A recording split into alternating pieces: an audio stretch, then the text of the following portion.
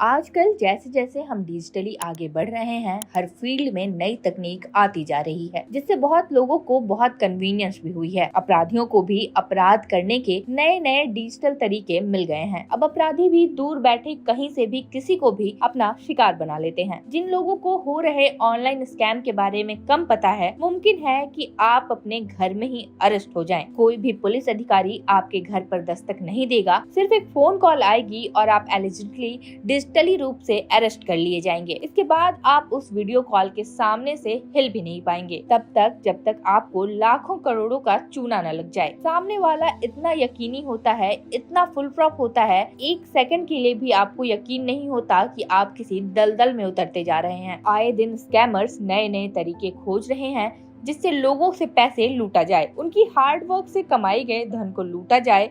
उनका नया तरीका मार्केट में आया है डिजिटल अरेस्ट के रूप में। डिजिटल अरेस्ट स्कैम के केस आए दिन सुनने को मिल रहे हैं। बहुत से लोग इसके शिकार हो रहे हैं। साइबर क्रिमिनल्स इस दौरान कुछ लोगों को करोड़ों रुपए का चूना लगा चुके हैं। क्या है डिजिटल अरेस्ट, कैसे होता है डिजिटल अरेस्ट और कैसे इससे बचा जा सकता है, इस वीडियो में हम इसके बारे में विस्तार से समझेंगे। अगर आप हमारे चैनल पर नए हैं and you have not subscribed our channel, तो हमारे चैनल को श्री राम्स IAS को सब्सक्राइब करें for updates on current affairs. Delhi NCR समेत देश के कई हिस्सों से हाल में ऐसी खबरें आई कि लोग डिजिटल अरेस्ट का शिकार होकर लुट गए। ऐसे में कई लोगों के दिमाग में यह सवाल आता है कि गिरफ्तारी तो सुनी थी जो पुलिस करती थी, लेकिन ये डिजिटल अरेस्ट क्या है जिसमें लोग अपने पैसे गवा बैठते हैं। साइबर स्कैमर्स न सिर्फ विक्टिम के नाम पर बैंक से पर्सनल लोन ले लेते हैं, बल्कि उसके बाद उन रुपयों को बैंक खाते से उड़ा देते हैं। सबसे ज्यादा चिंता की बात यह है कि साइबर क्रिमिनल्स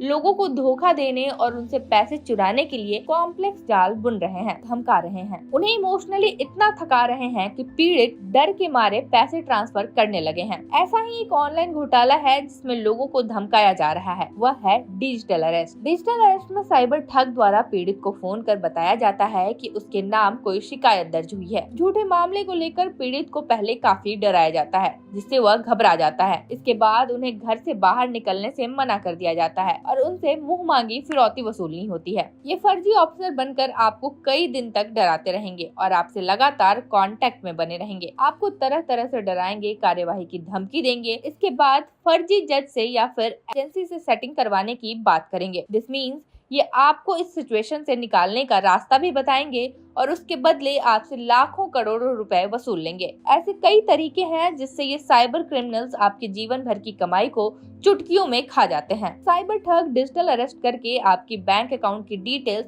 और अन्य जानकारी को हासिल कर लेते हैं। इसके बाद वे बड़ी ही आसानी से आपके नाम पे पर्सनल लोन ले सकते हैं।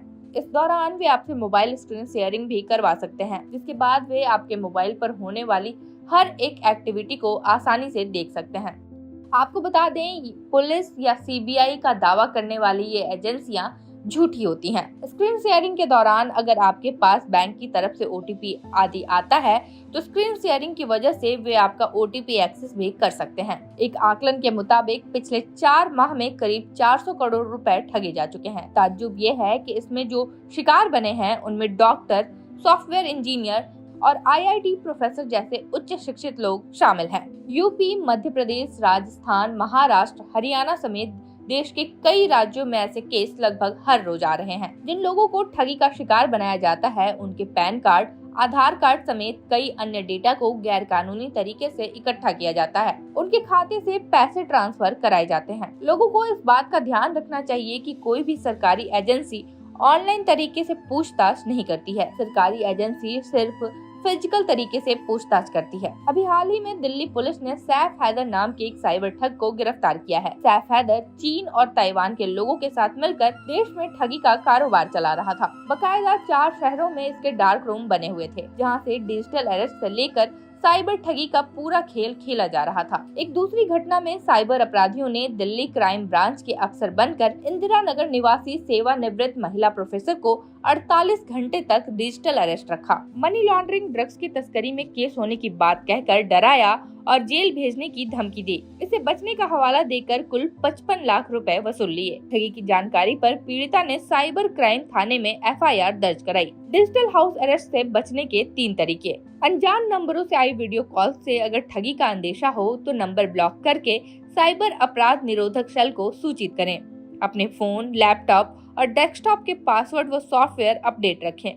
सहायता के लिए तुरंत साइबर क्राइम हेल्पलाइन नंबर 1930 या www.cybercrime.gov.in पर जानकारी दें।